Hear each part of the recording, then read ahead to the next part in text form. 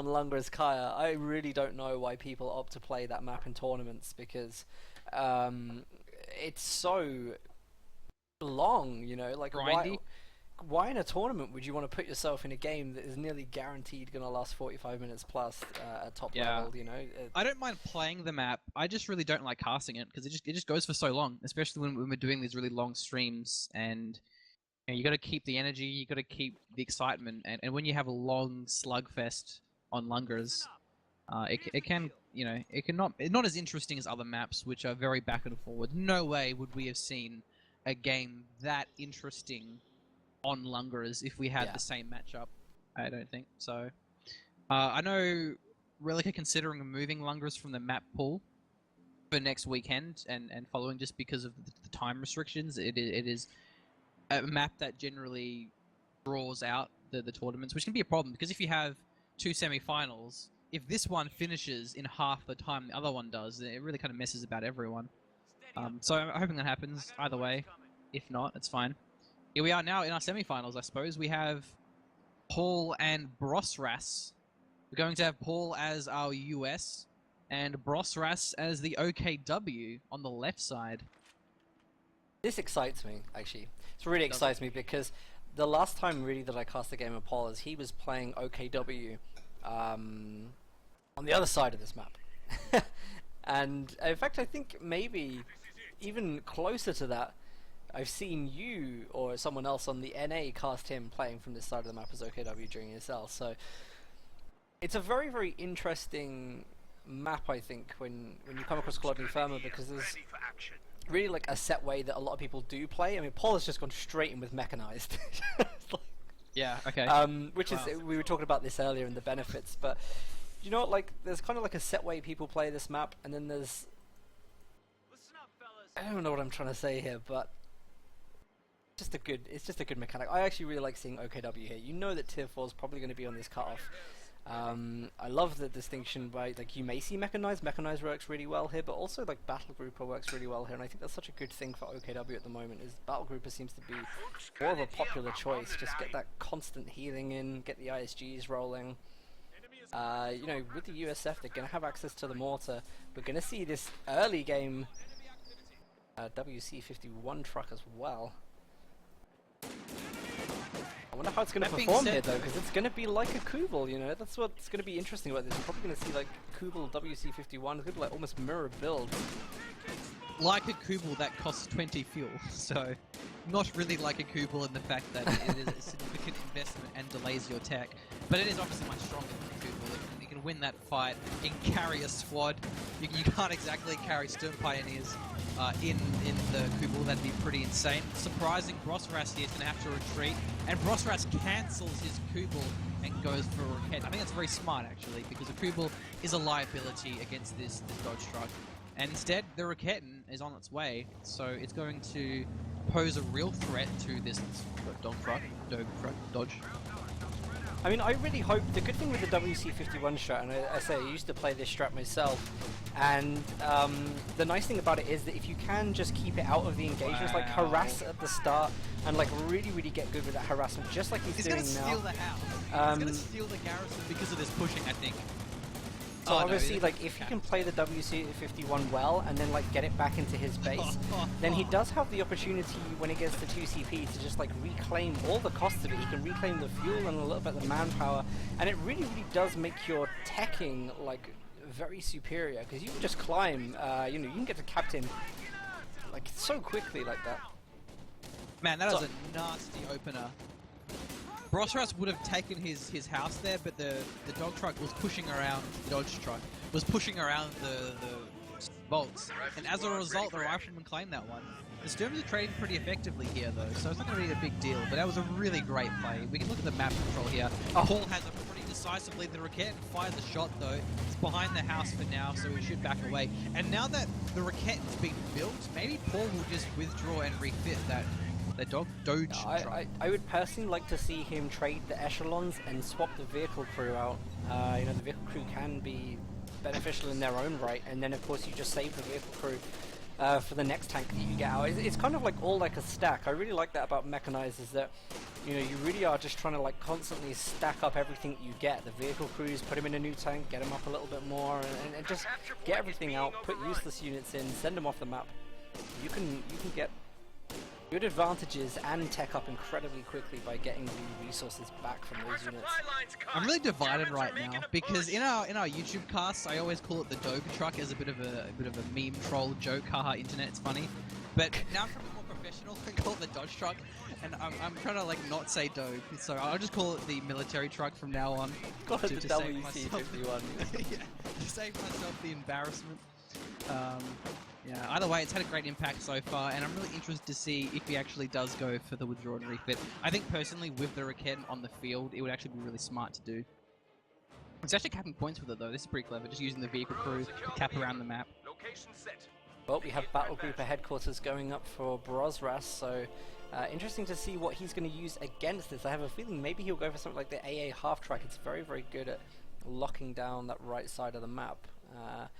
This is the difficult thing though. I mean, if Paula does see that, he is going to be able to respond in his tech extremely efficiently. Like, it's so easy for him to just trade in what he has and just tech up the way that he wants to. So I hope that Battle Grouper isn't revealed too early, because it can allow Paul to counter really well. Paul's already nearly taken the triple VPs. It looks like he's charging up the middle now. We'll probably get an early triple cap in, which would be absolutely lovely in trying to keep Brosras out of the late game. Getting the battle group means that Paul doesn't have to worry about early anti-vehicle. Going in aggressive here with the military truck, has a squad of riflemen inside. This Cooper will go down here. AT grenades are available on the riflemen, but the Stim Pioneers are shredding them. The Cooper's still alive for now, but it's just a matter of time until it goes down, right? But he's not actually focusing it. There it goes, finally gets the Cooper. Getting caught out on the pardon there, trying to, I think, maybe escape that narrow split into the base, but it couldn't fit through there, so just stuck against the wall and died. I mean, it really is such interesting play. Will the Raketten get him this time? He hops out right at the last second. Faust goes on. He should be able to hop out of the vehicle and repair it, or it looks like he may just try and attempt to drive it away with the protection of the rifleman here. Again, such a good build from Paula. You can see that he's rushed for the lieutenant as well, so we do have the lieutenant on the field now. I wonder if this is just going to get traded off map straight away, and then he'll maybe be able to bring something out that's a little more effective, like the AA half track. Yeah. I'd be really, really interested to see the AA half track here now, and it would work really well against the battle group headquarters that has been attacked by Brosras, because of course it will do a very good job against the flak half track. The biggest threat for the flak half-track, or the anti-air half-track, is that house with the Raketten inside of it. So getting a mortar, if Paul wants to go for the anti-air half-track, would be a good way to follow that up. He has the Amber already on the field now, which is good because his squads are quite low. And we have Brosras is locked in his scavenge company. He has a squad of Jaegers on the field. We'll have access to the infiltration tactics. Fighting in negative cover though, this is not what I was expecting to see from Brosras in this game. Oh, he's taking a lot of damage here. This is going to end really badly, I think. He was trying to wipe the rifles. He got flanked around the side, almost got the rifles, but now will he lose the Jaegers? That is like very close, and he's very lucky to get away with that. So, I think the military truck got sold. I use the word sold. It's much easier than saying withdraw and refit. Giving him that refund on it, getting the anti-air half-track. So one interesting fact about the military truck specifically is, I think it's a 95% refund, so you pretty much get the entire cost back, where every other vehicle, I think it's about 75 or 80% of the resources. So it's a really great way to kind of mess about your opponent's composition with that truck. If you sell it back, you're really not losing out. Yeah, if you can play very well with the WC-51, and just play carefully. I don't actually think Paula played that carefully there. I think he got lucky, if I'm totally honest. He didn't deserve to survive, maybe even the first engagement with the Raketten, if I'm honest, where it missed the shot. But, if you can kind of play it to its strengths and then just leave it in the base, you do get rewarded quite highly for it. And I think, we're going to see now with this tech to the AA half track. I mean, he's still got enough fuel on the bank. You know, he's got quite a lot to his name. He's going to be able to rush the major tech quite quickly, which is another really good benefit of this. And yeah, I'll be interested to see what he goes for. I mean, when you do actually get this kind of fuel flow in advance, it's not unreasonable to see people go like MA-A1 howitzers with mechanized, honestly. I really want to see him go for the M3 half-track assault group though, because we spoke about this earlier, and one of the huge benefits of it is that it comes with a squad of engineers, and you can get those engineers out of that half-track, and you know, you can lay demo charges with them, and a lot of people don't expect that from mechanized. You know, don't expect them the demo charges to come in when mechanized has been picked. So there's a lot of surprises. We've seen Paula use demos all today, like all throughout the day. I believe it's also a forward reinforcement point as well. Yes, it is. You can use it very aggressively. Same with there's a British half track that has the same thing. One that spawns the weapons. That it's also a forward reinforced point. So it allows you to play even more aggressively.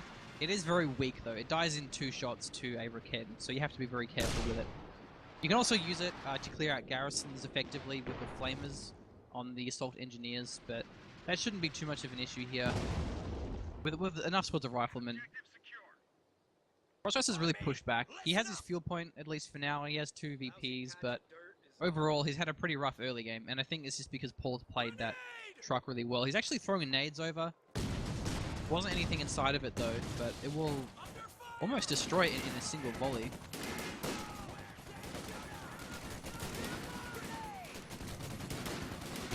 Riflemen are going to be charging up here, not behind cover at all, so focusing them rather than the squad in the garrison might be a better choice. ISG shell comes through. I've got to say, we're getting a second Raketten brought in, and I think it's great because we are about to see another AA half-track in the build. So, wow, this is strange. Yeah, you don't really see this every day. Paula going straight in with the reverse function, which is exactly how you should be using it. Yeah, it's a very, very strange build. If this goes wrong though, and the Rakettens get their shots off, I think we're going to see one come out now. It misses again! Rakettens have missed nearly every single shot, and he may even lose the Raketten. He's been very, very unfortunate with the Rakettens this game. What may have happened there is the suppression came through before the Raketten fired, making the Raketten have less accuracy. Yeah, to be honest, a lot of people seem to forget that that does exist, you know, with suppression affecting accuracy, but even so, I mean, it's very, very, you know, difficult when you're thinking these things. You feel so hard done by when it goes wrong, and it's very, very easy to feel like you've been... To go on tilt. Yeah, exactly. So, I think Brosras has locked in the perfect commander choice, because he needs to get a vehicle out, especially with double AA half tracks, and the Austin's going to give him the tools to do so. He's got the resources for it, just needs a little bit more command points. And then he also has nice garrison clearing with the infiltration tactics, so then also has the Jaegers, so he has good scaling infantry. So he's actually doing okay as far as the strategy. He's been losing so much territory. He's not looking too good right now. Callum may lose rifle in the house if he doesn't get out. Fortunately, he does. I actually would like to see kind of like these AA half tracks very, very shortly. Paula's going to have enough to actually hand these back in, tech up to major quickly, and rush a Sherman. That would be absolutely lethal at this point, especially as you're saying about that Ostwind, which is definitely on the cards in free CP.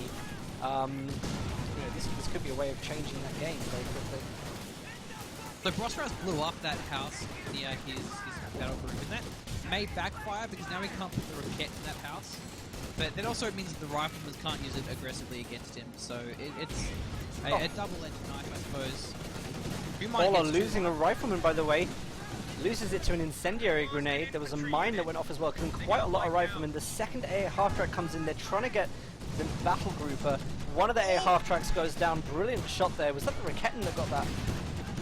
Very, very nice play from there. And is he going to go for the battle grouper now? He does have bazookas, 2 bazookas on the echelons, plus the AA half-track, which is perfectly capable of dealing with these tier structures. And if that goes down, that is a massive loss for him. It was the Raketten up north near the cutoff. That's what actually killed it. And I was actually surprised, that Raketten didn't fire earlier on. I don't know what it was doing. Trying to kill the battle group with the bazookas. He may get it too, but the Volks are here. Bazookas. Oh, he drops a bazooka. Oh, he retreats as well. He may lose it. Nope. Okay, but it means the Volks have the bazooka. And one of the big weaknesses of the Volks Grenadiers is the STGs actually take up both weapon slots. So now that squad of Volks cannot upgrade to the STGs, maybe it would have been worth giving it to his Stern Pioneers instead. Because he can probably then also get the Shrek on the same squad as the Bazooka. But then you have a squad that has a Bazooka and the Panzerfaust, so that can work quite well together. So that was a really good turnaround here for Brosras. It also can salvage the wreck of the M15. Very nice grenade from Paula there. Maybe the wrong decision to retreat like that from Brosras. Took a lot of models dropped. So let's have a look at Paul's tech. Does he actually have a major? I'm just checking. No, no major. So, and the Austrians on the field. Yeah, I think he's possibly missed a very, very good opportunity to just trade in the two AAs and go up to a Sherman, which probably would have been a lot more potent. I mean, also, you know, he would have had the smoke, he would have been able to do all the quick repairs just as he is with everything else, but now he's up against the Ostwind, and he really isn't spec'd up for this at all. He's low on infantry, only got the AA half-track, and a good push here. I mean, there's no mines on the field, so it's... You know, Brosras is in a very, very good position, I'd say. Brosras has to repair this battle group because Paul can kill that with the 155mm. It does about 2/3 damage of a HQ truck. So if it's not at full health, he could actually lose that one, which would be quite punishing. Hopefully he does that with his Stern Pioneers. Especially because you have recon as well. This commander, you can recon and you can arty, so you don't even have to have vision to nuke one of those trucks down. Oh, the church! Oh! Well, what a mistake! The bazooka is available for collection, and getting that on the other Volk squad would be ideal, but it's very out of position and got it with the too much. With the scouts. Yeah, why did you use the Escalate infantry to pick that up? I think he wanted to deny it to his opponent, and because the Volk can't get it, so he really didn't have any choice. It was either the Jaegers or potentially give it back. I didn't really feel like it was under threat. There was no real USF around. Maybe you didn't know that, but... Another Austrian. This is where Paul needs a Sherman or a Jackson, ideally. I don't know if I agree with this. I think that when you go double Austrian, it's almost like, you know, you plan to use it to just rush very quickly and try and get that game-winning advantage, like, instantly. But we all know that this can go very, very wrong. Like, if Paul does manage to get something on the field, then the two Austrians become very endangered. Let's do Raketans. Not a bazooka. He might go Shrek. I think it's a pretty safe map for it, because what else can he do? It's going to take him so long to get anything else that, you know, it's able to put the pressure on. You can set up baits for the Raketans. I wouldn't want to see more than two though. I think 3 would be a little bit overkill. And Paul's putting a Stuart? Yeah, I'm reading it and Stuart? thinking, where is this going? He can stun. He can stun the Ostwinds and then use the M1s, I suppose. I'm not a fan of that. I don't... He could have gone straight for Major. I don't understand why he wanted to go Captain. I guess he wanted the AT guns. But, yeah... I don't know. I think this is probably safer for him. Like, if he does go for like Major now, there's like a period of time where he has no defenses whatsoever against this Ostwind rush. So I think he's having to play the safe card, which is just to pump out some AT guns and just make sure that that doesn't happen. But then he'll probably trade those in. Like, you know, he does have the commander that can do that. So, yeah, that's true. you know, maybe he's just playing a safe game here. I highly suspect that's the case. Oh, I think the A half-track goes down to the Raketan. Beautiful play there from... Ostwinds here. He's going to lose the Stew. He's not even moving. He's in the arc of the Raketan. Oh, he gets away. Getting a fair bit of damage off too. M1 sets up and is firing, and the captain is there as well to boost, but gets suppressed. And there goes the Stewart, and this Ostwind backs away. Perfectly played there by Brosras, and Paul now doesn't have any fuel left. Wow, what a crazy game. Like, the WC51 seemed like the best idea at the start. He played it so well, and really it just kind of let it all go so quickly, but you can't take it away from Brosras. I mean, had a great mind there and a great situation with the Raketans that he just made the best of. This Ostwind is a little bit risky though. He knows there's an M1 nearby. There's actually 2 of them. And other one's a little bit further behind though. So the VP's score is still favouring Paul. And Paul still has what, 2 riflemen with bars. He's got an LT with only 1 bar, I think. Yeah, 1 bar. And he's got a captain, so he still has a good core infantry. But with double Osvins, it's a lot of manpower bleed, and Osvins are fantastic at decrewing AT guns. They're much better, more consistent, especially than a Panzer IV. So relying on AT guns against Osvins is not that guaranteed. Yeah, I mean, it only takes one decent dive, really, doesn't it? And if you don't have the AT guns to finish, you can't guarantee that the bazooka squads are going to be able to close it. Not against 2 of them. Very difficult one. Good positioning, though, with the M1s there. Nice to see he's got very, very long rate of fire there. It's almost taking down Osmans to about half health. So I think, you know, if the Osmans do get themselves in a position where they counter maybe both M1s in the wrong position, they would be in a lot of trouble there. It seems like Paul has actually held off that pretty threatening situation that was coming. I really did fear that we were going to see the Osmans rush into base, and they probably could have done a hell of a lot of damage, maybe even forced the surrender. Yeah, it's always very risky though. Paul should be destroying these wrecks with the M1s to deny the salvage, the Stuart and the M15. A lot of players don't do that. I always forget as well. I'm very hypocritical in that sense. Meanwhile, the top left point isn't actually captured, so getting that one might be a good idea. This battle group hasn't been repaired either, so Paul can still nuke that once he gets the munitions float, which he has his munitions point connected for now, and he has decent territory. Not as much. That is actually a very, very powerful artillery strike. Yeah, it's been reminiscent of me to like what the Lieutenant strike was in Company Couriers 1 for the Brits. Very, very fast. That ability was so OP. Yeah, it really, really was. But it is very, very fast, and it can catch you very off guard, but the damage output on OKW tier structures is really the key thing on that. It's also really good against vehicles. I've seen a couple of games where someone uses it on a King Tiger, for example, and it does a lot of damage to it. It gets some good crits off as well.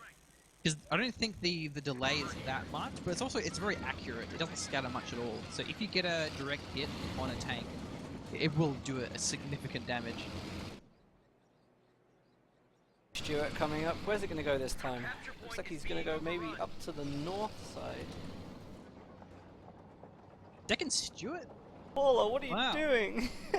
I mean, because it's Paulo, I don't want to question it too much because he could probably make it work in essence. But I'm just thinking, like, you know, people just don't do this generally. Yeah, and he's already lost 3 light vehicles, so I'm not too optimistic about the 4th one. I see what the plan is though. I think it really is. He wants to have the stun, the stun for the double AT guns, which one of them's almost vet 2. It'll get insanely strong. You have long range with the take aim. You're pretty much guaranteed to pen against Osvin, not a lot of armor. So AT guns are good against Osvins, but Osvins are also good against AT guns, if that makes sense.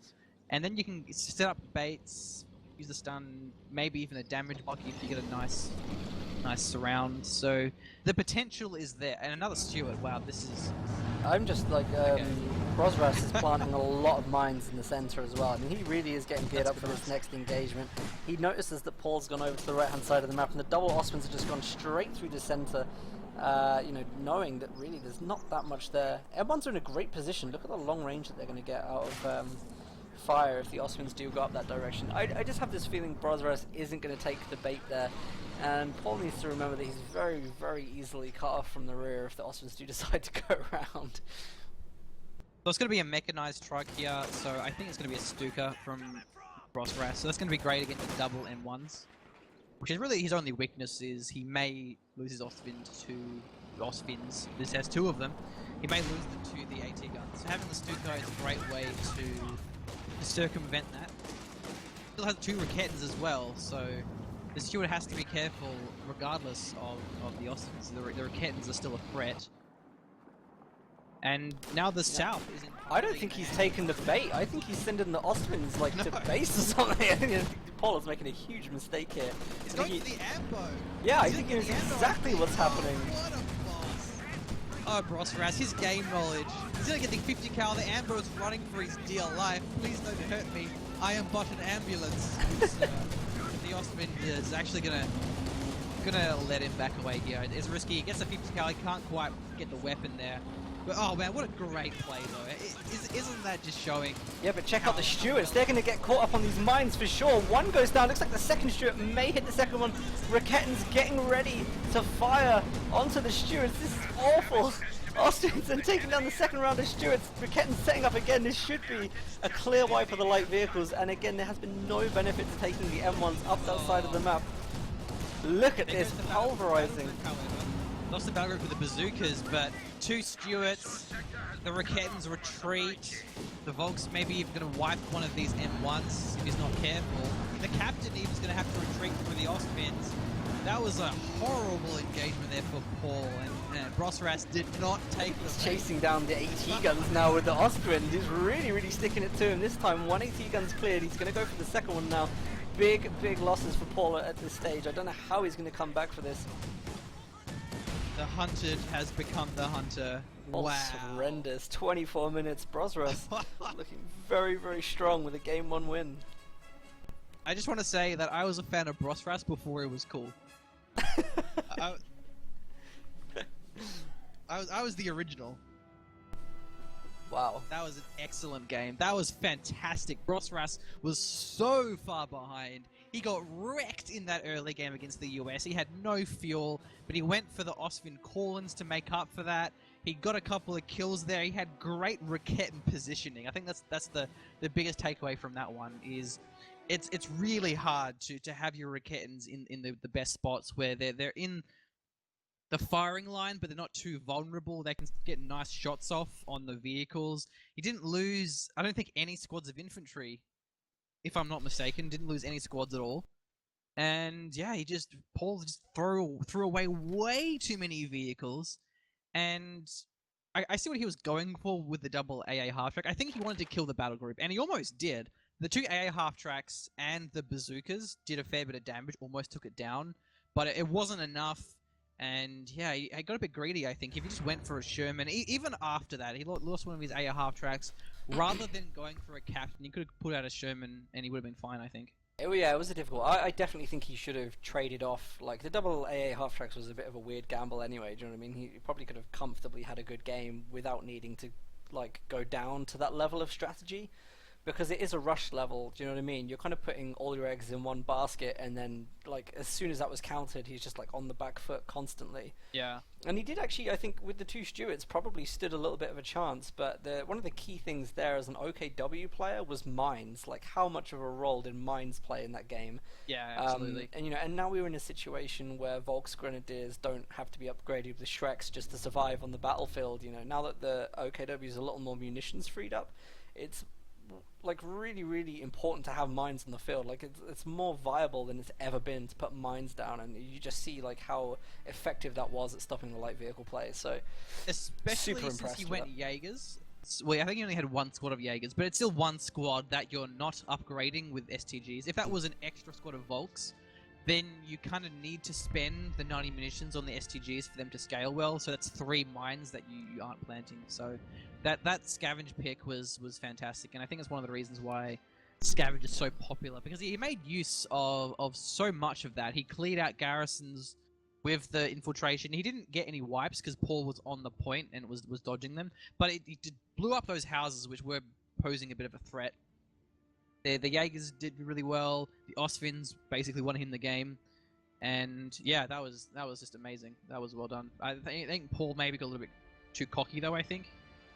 Yeah, ahead of himself. Probably. I'll be interested to see what kind of psychological level he plays this next game at. Like I'm expecting to either see it go really slow and cautious, or I'm expecting him to just barrel roll and just go in all, you know, as he did, but maybe with a little more. But as the Axis, it's going to be a bit harder for him to do so.